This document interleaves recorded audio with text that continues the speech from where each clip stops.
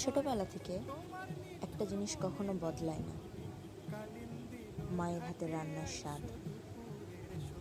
পৃথিবীর সবচেয়ে দামি খাবারটাও হয়তো সুস্বাদু হয়, কিন্তু তার স্বাদ মায়ের রান্নার স্বাদের মতো হয় না। প্রতিটি মশলার গন্ধে, প্রতিটি যত্নে লুকিয়ে থাকে মায়ের স্নেহ, মমতা আর ভালোবাসা।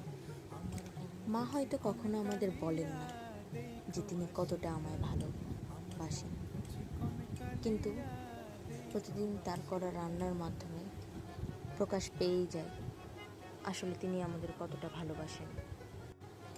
তাই ব্যস্ত দিনের শেষে যখন রোদে পুড়ে মনটি মা মা বলে ওঠে, ঠিক তখনই মায়ের হাতের রান্না করা এক প্লেট খাওয়ার যেন সমস্ত ক্লান্তি ভুলিয়ে দেয়। সারাদিনের পরিশ্রম যেন এক নিমিষেই চুরমার করে দেয়।